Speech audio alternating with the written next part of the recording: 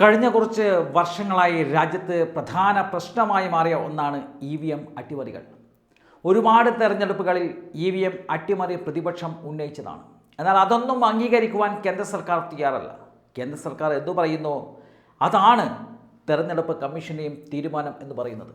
അതിപ്പോൾ മുൻ തെരഞ്ഞെടുപ്പ് കമ്മീഷണറായിട്ടുള്ള രാജീവ് കുമാർ ആയിരുന്നാലും ഇപ്പോഴത്തെ തെരഞ്ഞെടുപ്പ് കമ്മീഷണറായിട്ടുള്ള ജ്ഞാനേഷ് കുമാർ ആയിരുന്നാലും അമിത്ഷാ അദ്ദേഹം എന്താണോ പറയുന്നത് അതാണ് വേദവാക്യം എന്നുള്ള രീതിയിലാണ് ഇവരും മുന്നോട്ട് പോകുന്നത്. അതിനുള്ള പ്രധാന കാരണം ഈ ഒരു പോസ്റ്റിലേക്ക് ഇവരെ നിയമിച്ചത് തന്നെ അമിത്ഷായുടെ ബുദ്ധിയാണ്. രാജീവ് കുമാർ കാലാവധി പൂർത്തിയാക്കി മടങ്ങുമ്പോൾ ആ ഒരു പോസ്റ്റിൽ മറ്റൊരാളെ നിയമിക്കുവാൻ ചില നിർദ്ദേശങ്ങൾ സുപ്രീം കോടതി ചീഫ് ജസ്റ്റിസ് അടക്കം മുന്നോട്ട് വെച്ചിരുന്നതാണ്.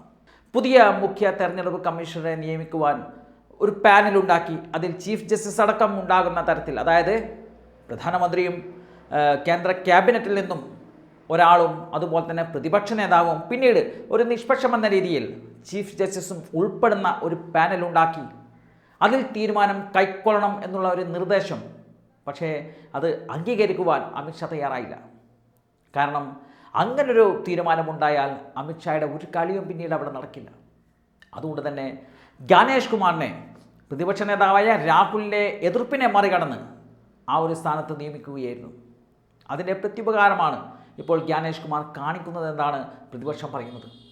BJPക്ക് അനുകൂല സാഹചര്യത്തിൽ മാത്രം തെരഞ്ഞെടുപ്പുകൾ പ്രഖ്യാപിക്കുന്ന ജ്ഞാനേഷ് കുമാർ പ്രതിപക്ഷ എതിർപ്പുകൾ ഒന്നും തന്നെ പരിഗണിക്കാതെയാണ് ഓരോ തീരുമാനങ്ങളും കൈക്കൊള്ളുന്നത്. EVM മിഷനിൽ നിരവധിയായിട്ടുള്ള തട്ടിപ്പുകൾ നടക്കുന്നുവെന്ന് പറഞ്ഞിട്ട് പോലും അതിലൊരു നടപടിയെടുക്കുവാനോ അതിലൊരു അന്വേഷണം നടത്തുവാനോ ജ്ഞാനേഷ് കുമാർ ഇതുവരെയായും തയ്യാറായിരുന്നില്ല. മാത്രമല്ല തെരഞ്ഞെടുപ്പ് കമ്മീഷൻ അംഗങ്ങളിൽ പോലും ചില ഭിന്നാഭിപ്രായങ്ങൾ ഉയർന്നു വന്നത് തന്നെ ജ്ഞാനേഷ് കുമാറിന് വലിയൊരു തിരിച്ചടിയായി മാറിയ സംഭവമാണ്.